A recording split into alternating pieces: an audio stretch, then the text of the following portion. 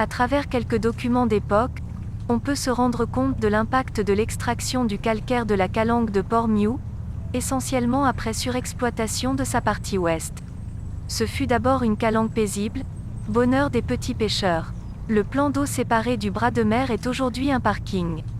Port-Mew était déjà pourtant un haut lieu de l'extraction de la pierre de Cassis, un calcaire fin et compact, réputé pour sa solidité. Cette activité remonte à l'Antiquité. Les Romains ont utilisé ce matériau pour construire les dallages du port de Massilia, tailler des sarcophages paléochrétiens visibles dans la crypte de l'abbaye de Saint-Victor. Elle a ensuite été exploitée à plus grande échelle au XVIIIe siècle par les nombreuses carrières de la cacao. La pierre de Cassis est une pierre dure qui se polit avec le temps.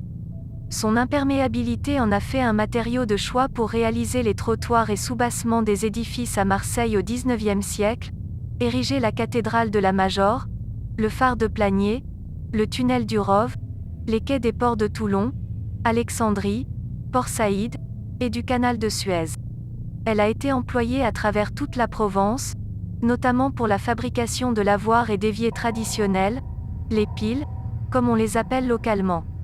Pour ses usages artisanaux, elle a été longtemps exploitée par l'homme à l'aide de divers outils manuels, plus tard à l'aide de moyens mécaniques.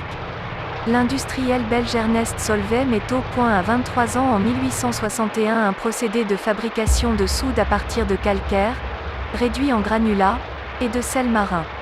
La soude entrant dans la composition du savon de Marseille, sa fabrication s'intensifie au XIXe siècle. La pierre de Cassis sert aussi à la confection du chlore, utilisé par les Allemands pour la fabrication du gaz moutarde lors de la Première Guerre mondiale. En 1896, Solvay achète un terrain à Port-Mew pour y ouvrir une carrière industrielle. La production est acheminée par la mer vers les usines de soude à Marseille et au Salin de Giraud. L'embarquement sur des barges se fait à l'aide de trémies, sorte de déversoirs à pierre. Durant 3/4 de siècle, 6 à 7 millions de tonnes de roches sont extraites des flancs de la calanque puis broyées. Cette profonde entaille dans la roche lui a donné sa forme actuelle.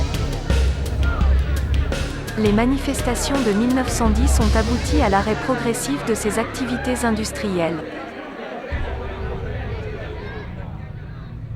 Au fil des ans, la végétation a recouvert peu à peu les zones sacrifiées.